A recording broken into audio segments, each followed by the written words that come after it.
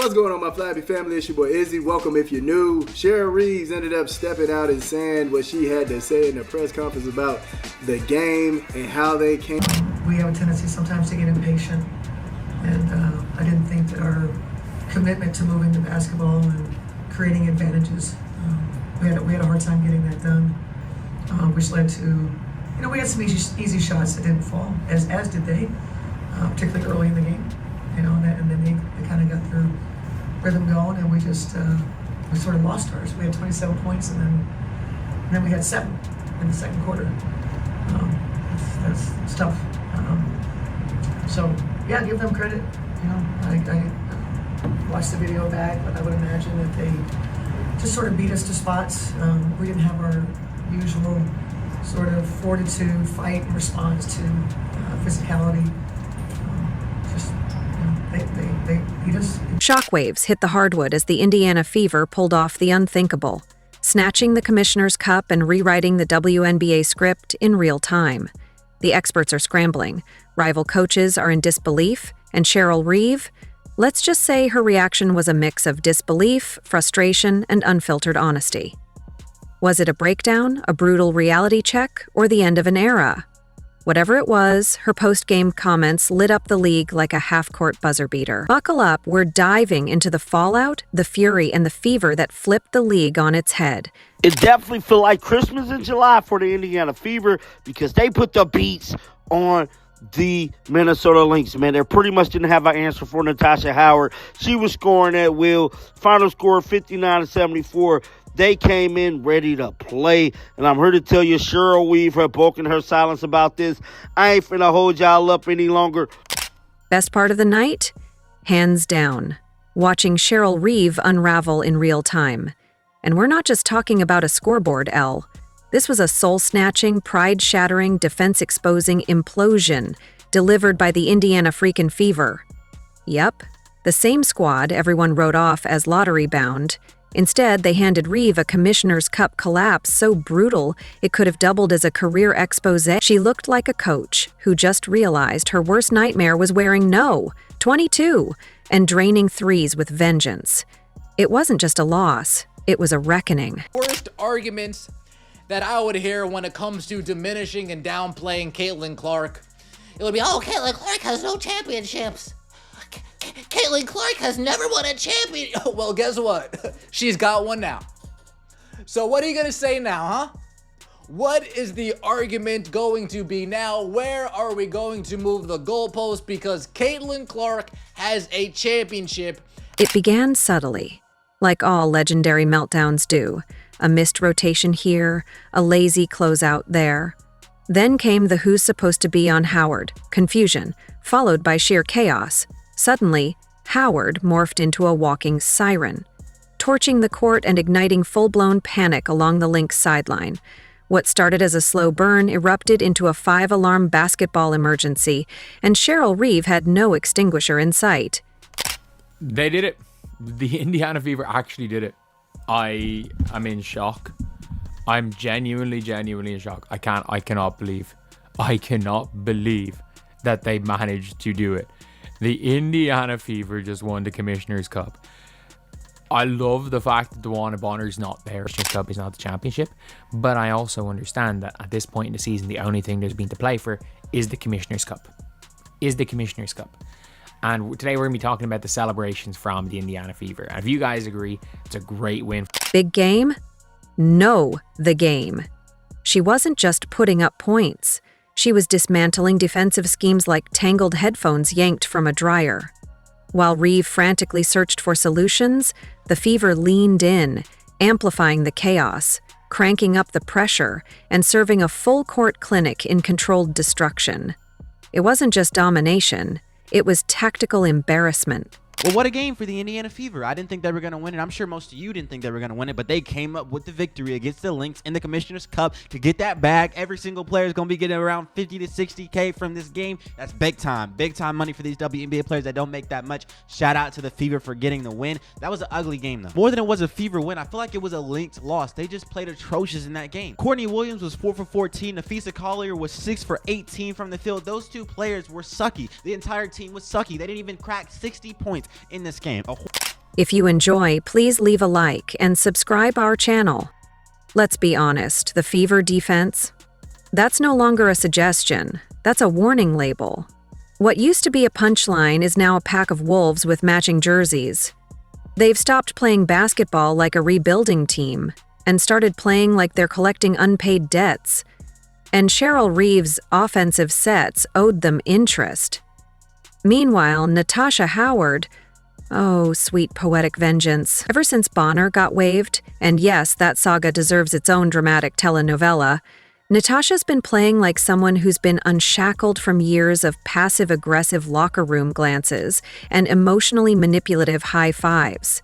She's not just on the court, she's owning it. Blocking shots, crashing boards, flexing mid-air like she's auditioning for a Marvel movie. This version of Natasha doesn't whisper her dominance. She yells it, dunks it, and walks off like she's late for brunch. And then there's McDonald. Dear Diary, Ari McDonald might be the most refreshing thing to happen to Indiana since that one time they finally fixed all the potholes on I-65. She's got that spark. The I will absolutely outrun your soul and pickpocket your dreams kind of energy. She plays like caffeine with a headband, watching her fly up the court while defenders stumble behind her like they missed the memo on conditioning. Pure theater. She's not just a good addition, she's the plot twist no one saw coming. And now, she's rewriting the whole narrative. Congratulations to the Indiana Fever today for winning the Commissioner's Cup. Minnesota, baby, what happened?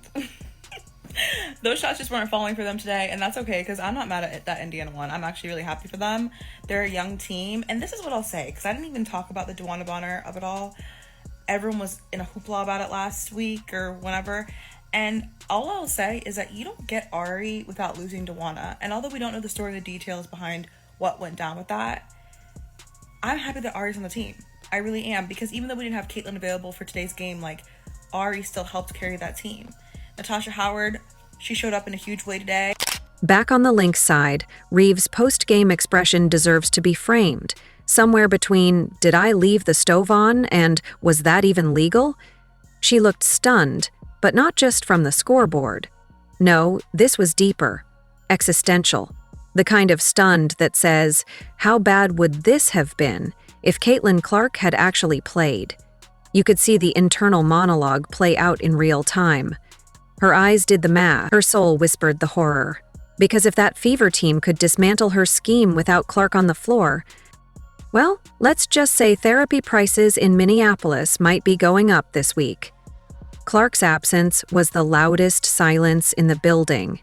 You could feel it. Like a thunderstorm that decided to skip the lightning and just drop the hail. And still, the Fever cooked. They didn't need her. Which, ironically, made everything worse for Reeve. Because a win with Clark? That's explainable. A loss without her? That's a sports documentary called How to Lose Credibility in 40 Minutes. The crowd? Electric. Fever fans cheered like they'd just gotten approved for student loan forgiveness. There was popcorn in the air, merch flying off the shelves, and at least one person who tried to start a "Cheryl, pack your bags" chant. The Indiana Fever beat the Minnesota Lynx. Who saw this coming? Because I definitely didn't. The Minnesota Lynx are honestly one of the best teams in the WNBA. They have all their pieces. They're just such a good team. They have Nafisa Collier, who is literally a baller. Like, she's so good. Next to Asia Wilson, I think she's like one of the best players in the league. So to be able to have her on a shooting slump was pretty impressive. Now, it could have just been an off night, but overall, I just feel like Indiana really put the pressure on, and I didn't expect that. Because usually, they're not really aggressive.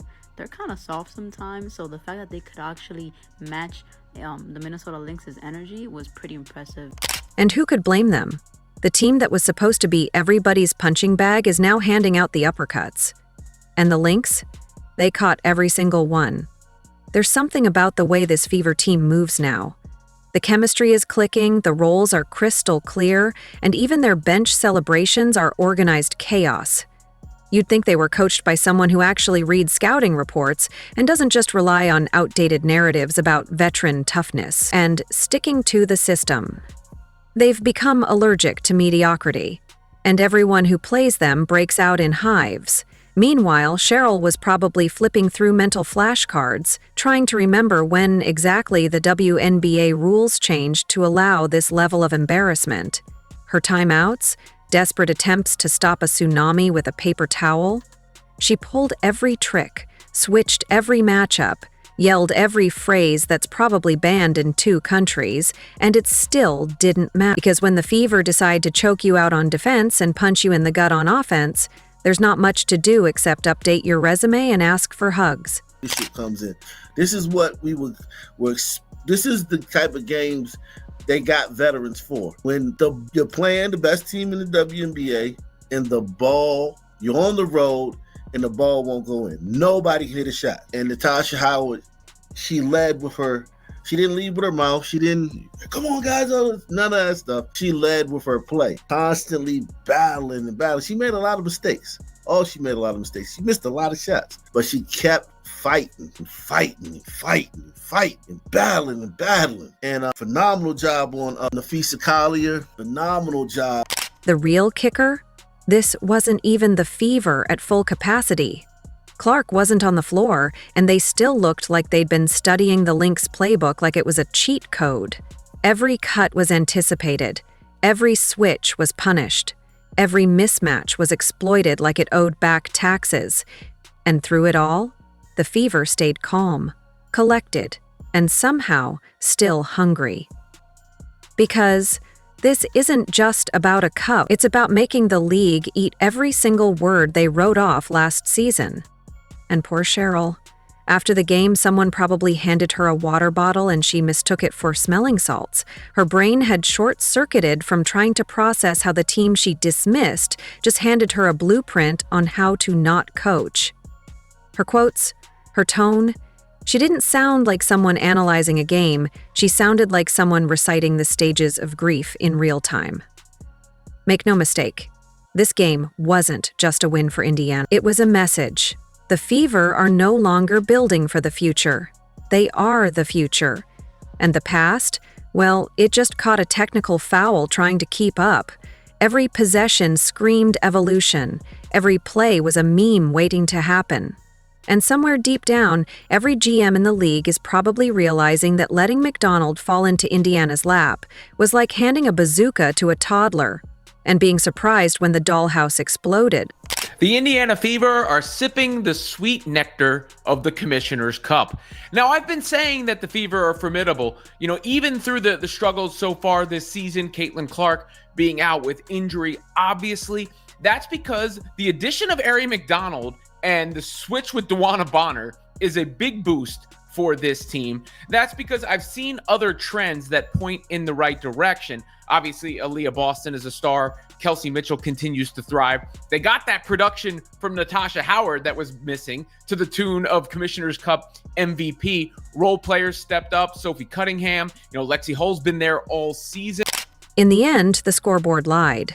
It didn't tell you about the shift in power, the cracking of old reputations, the rise of new forces. It didn't show you Cheryl's blinking confusion or the way Natasha Howard stomped through the paint like she was collecting rent. It didn't capture the giddy panic from the league's elite, realizing they now have to game plan for everybody on this Fever roster. And most importantly, it didn't scream the question that now lingers over every practice session in Minnesota.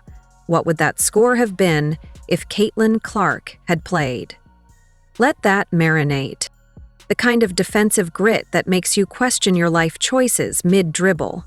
This wasn't just a good effort. This was a heist. Indiana waltzed in, snatched the Lynx's rhythm, playbook, and maybe even Cheryl Reeve's will to compete, and did it with a smirk. It was a straight-up ass-whipping, let's call it what it was. On both ends of the floor, the Fever just wanted it more. Like a toddler in a toy store whose parents said no once too many times. Every possession was a battle, and the Fever showed up like gladiators, with defensive rotations instead of swords. I want to say congratulations to the Fever for winning tonight. They deserve that victory, baby. Good job, good job. I want to give a shout out to Howard. Natasha Howard. I've been tough on her because I really want her to play what they paid her to be, and tonight she showed up. That's the Howard that every Fever fan want to see. She dominated. She played great defense. She scored inside hard buckets. I want to say congratulations winning MVP. She really does deserve it. I'm going to give her flowers. This came down to defense. I think Stephanie White actually did a great job coaching. She outcoached Cheryl Reeves tonight. Everybody said Fee had an off night. No, she didn't have an off night. She got dominated. You couldn't even breathe on the perimeter without a Fever player appearing out of nowhere, arms flailing like a tax auditor with receipts. And inside the paint, that was a war zone. Try finishing at the rim, and you got met with hands, elbows, knees, and judgment. Pure chaos, strategically deployed. The Lynx came in thinking it was going to be a chess match. The Fever made it a bar fight. And yes, maybe the offense started slow. Okay, fine, it looked like they were trying to play basketball underwater for the first 5 minutes. But then something shifted. Call it momentum, call it rage, call it the ghost of all those preseason critics, but the Fever flipped the switch. And once it was on, good luck turning it off.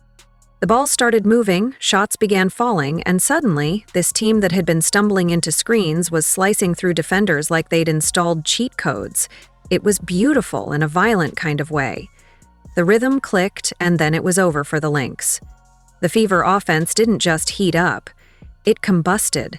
They went from cautious ball movement to downhill panic-inducing drives, step-backs from outer space, and passes that defied physics and Cheryl's ability to breathe normally. Ask yourself, if all of that hyped physics and Cheryl's ability to breathe normal, and while Indiana's scorers were catching fire, their defense stayed relentless, hounding ball handlers like they owed them money, rotating with the speed and coordination of a military operation. Breaking news, y'all. The Indiana Fever have won the Commissioner's Cup without Caitlin Clark. Let's get into it. In the first half, the Minnesota Lynx popped out with great offense and defense and got up to a 13-point lead in that first quarter. However, in that second quarter, they went scoreless for 8 whole minutes and Indiana Fever went on an 18-0 run. Again, without Caitlin Clark, the Indiana Fever played great team ball, getting the ball moving, passing the ball around, finding their open teammate, and allowing individuals to make great opportunities for themselves and get some shots. Player of the game and Commissioner's Cup MVP Natasha Howard had 16 points, 12 rebounds. Her and Aaliyah. At one point, you could actually see Reeve glance at the scoreboard and mentally draft a resignation letter. Her team couldn't get clean looks. They couldn't even find clean looks. And every possession ended in a shot clock violation or a prayer tossed toward the rim like it owed someone an apology. Meanwhile, Fever players were casually stepping into their shots with the confidence of people who'd already read the final score. This wasn't just about stats or hustle. They're here to make contenders look confused, frazzled, and slightly nauseous by halftime. Let's not gloss over what this defense did to Minnesota's so-called weapons. The guards? Neutralized. The bigs? Gasping for breath. The wings? Flapping around with no flight path. The entire Lynx offense looked like a failed science experiment.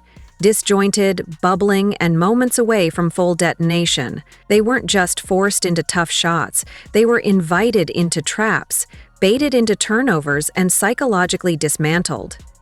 It was like watching someone try to unlock their phone with the wrong password 15 times in a row. Fever. So that was the case after the Commissioner's Cup game. You know, lots of cool things, lots of cool bits to look at. One of them is ESPN being put on the Summer Jam screen. They have to eat their words because you saw this post. It was a live stream that was scheduled for 10:30 p.m. As you can see, full reaction. Lynx dominate Fever to win Commissioner's Cup. You know, except for not. You know, I know how these things work. They scheduled that and they just let it be. They didn't realize it would get blown up to the degree that it has. But yeah, maybe could have changed that or put some sort of other place.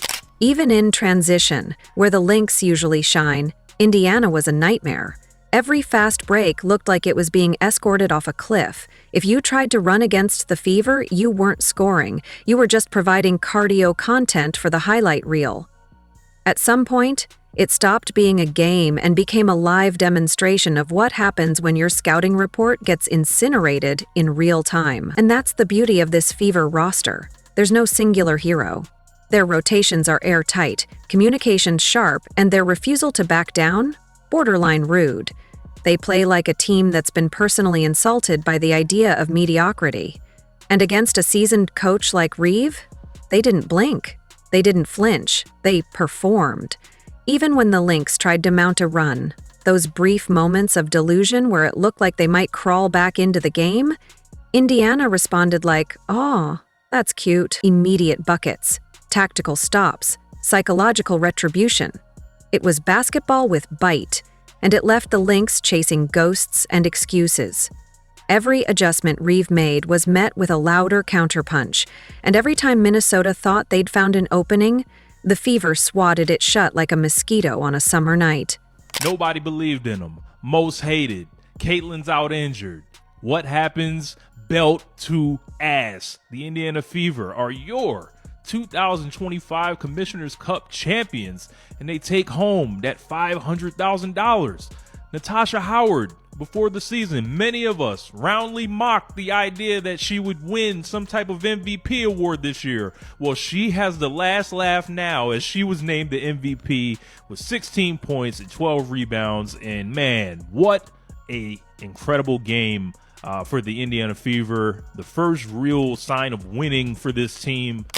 Offensively, when Indiana clicked, it wasn't even fair. The spacing was textbook. The cuts were timed to perfection, and the passes, surgical. This wasn't the Fever of old, the team that dribbled in circles until the clock ran out. This was a team with purpose. Every possession had meaning. Every shot came from trust. They weren't guessing. They were executing. And when that happens, there's not a coach on earth who can game plan it out of existence. By the time the fourth quarter rolled around, the Lynx weren't just behind, they were unraveling. The body language was loud. The frustration, palpable. You could practically hear the internal monologues. Who are these people, and how are we losing this badly? Meanwhile, the Fever kept their foot on the gas. No mercy, no coasting, just pure focused dominance. The kind that doesn't just win a game, but leaves a mark on the entire season. This wasn't a fluke. It wasn't luck. It wasn't the refs. It was strategic annihilation. The Fever showed up with a game plan, enforced it like a tax deadline, and left Minnesota scrambling for post-game platitudes that didn't involve the words overwhelmed or exposed. So sure, the offense was a little sluggish early on, but once the gears started turning, Indiana made it crystal clear, slow starts don't mean slow finishes, and for any team still sleeping on them, well, sweet dreams, because the Fever just proved they're not only awake, they're wide-eyed, caffeinated, and ready to hand out L's like party favors. If you enjoyed leaving a like and subscribing, more videos are on the screen now.